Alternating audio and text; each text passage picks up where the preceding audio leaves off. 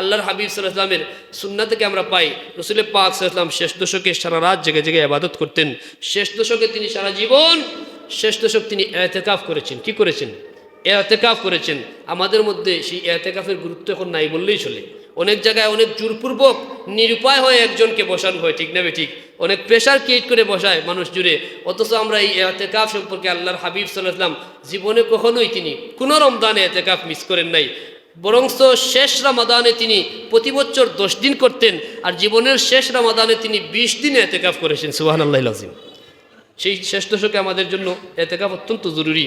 যে উম্মত রমজানের শেষ দশকে ইতিকাফ করবে, আল্লাহর হাবিব সাল্লাল্লাহু আলাইহি ওয়াসাল্লাম ইরশাদ করেছেন আল্লাহ পাক তাকে 2টা মকবুল হজ এবং 2টা উমরার সওয়াব দান করবেন। সুবহানাল্লাহিল আযীম। চিন্তা করছেন কয়টা হজ? 2টা হজ এবং 2টা উমরার সওয়াব লাভ করবেন।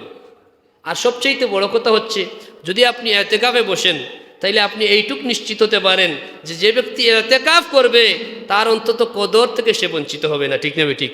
তাকে আল্লাহ পাক কদর নসিব করবেনই। এজন্য আমাদের উচিত আমরা যেন শেষ দশকে ইতিকাফে বসতে পারি। যাদেরকে সুযোগ দিয়েছেন আল্লাহ পাক, আমরা যেন ইতিকাফের জন্য প্রস্তুতি নেই। আজকেই যদি আপনি ইতিকাফ করেন, ইতিকাফ সুন্নত, ইতিকাফ হচ্ছে সুন্নতে মুআক্কাদা আলাল কিফায়া, সেটা হচ্ছে বাধ্যতামূলক আমাদের জন্য সুন্নত। তবে পুরা মহল্লার মধ্য থেকে 2-1 জন আদায় করলে আমাদের সবার পক্ষ থেকে সেটা আদায় হয়ে যাবে। আবার নফল ইতিকাফেরও সুযোগ আছে। যদি আপনি আজকে না পারেন, আপনাদেরকে বলি আমরা এই বিষয়গুলো বুঝি না, এজন্য বঞ্চিত হই। আপনি প্রতিদিন শুধু বেজুর রাতগুলো ইতিকাফ করেন।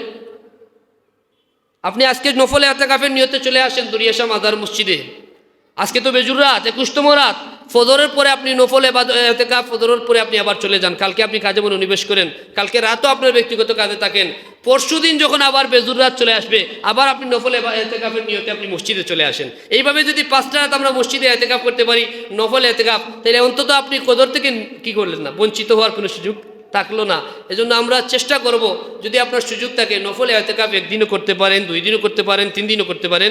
তবে সুন্নতে মুআক্কাদা যেটা আমার সবার জন্য বাধ্যতামূলক, সেটা হচ্ছে আমরা যেন মহল্লা থেকে 2-1 জন অন্তত বসি, যাতে সবাই সেই দায়মুক্ত হতে পারে, ঠিক না ঠিক?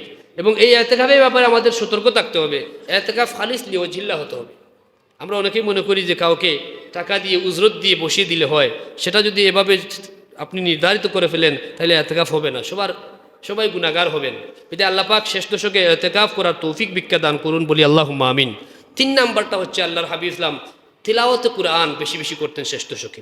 আমরা যারা কুরআন তিলাওয়াত জানি তাদের উচিত এই দশকের প্রতিটি রাতে অন্তত কিছু সময় আল্লাহর কুরআন তিলাওয়াত করা। যে কুরআন পড়েন নাই, মুখস্থ সূরা আছে না আপনার, সূরা ইখলাস 3 বার পড়লে 1 খতম কুরআনের সওয়াব হয়। এবং হযরতে আলী রাদিয়াল্লাহু তাআলা থেকে বর্ণিত একখানা হাদিস আপনাদের শুনাই। হযরতে আলী রাদিয়াল্লাহু তাআলা বর্ণনা করেন, যে উম্মত লাইলাতুল কদরে এশার নামাজের পরে সূরা কদর 7 বার তিলাওয়াত করবে। কোন সূরা? সূরা কদর যে উম্মত 7 বার তিলাওয়াত করবে, আল্লাহ পাক তাকে সমস্ত বিপদ আপদ বালা মুসিবত থেকে নিরাপদ রাখবেন। সুবহানাল্লাহিল আযীম। কয়বার? 7 বার। বিসমিল্লাহির রহমানির রহিম। ইন্না আনজালনাহু ফি লাইলাতিল কদর ওয়ামা আদরাকা মা লাইলাতুল কদর লাইলাতুল কদরি খায়রুম মিন আলফি শাহর তানাজ্জালুল মালাইকা ওয়ার রূহু ফিহা বিইذনি রাব্বিহিম মিন কুল্লি আমর সালামুন হিয়া হাত্তা মাতলাইল ফজর। আপনি কদরের রাতে যদি 7 বার তিলাওয়াত করেন, সমস্ত বিপদ আপদ থেকে আল্লাহ পাক আপনাকে নিরাপদ রাখবেন। সুবহানাল্লাহ। হযরতে আলী রাদিয়াল্লাহু তাআলা বর্ণনা করেন, আর যদি আপনি জুমার দিনে জুমার জামাতের পূর্বে 7 বার তিলাওয়াত করেন, আজকে কোন দিন? জুমার দিন। জুমার দিনে যদি জুমার জামাতের পূর্বে আপনি 7 বার সূরা কদর তিলাওয়াত করেন, আল্লাহ পাক এই দিনে যত নামাজি নামাজ পড়বে, গোটা পৃথিবীতে যত নামাজি নামাজ আদায় করবে, সমস্ত নামাজিকে আল্লাহ পাক যত সওয়াব দান করবেন, সমপরিমাণ সওয়াব আপনার আমলনামায় লিপিবদ্ধ করা হবে। কথা বুঝেন নাই মনে হয়? 7 বার সূরা কদর তিলাওয়াত করবেন জুমার জামাতের পূর্বে, আল্লাহ পাক এই দিনের সমস্ত নামাজিদের সমপরিমাণ সওয়াব আপনার আমলনামায় দান করবেন।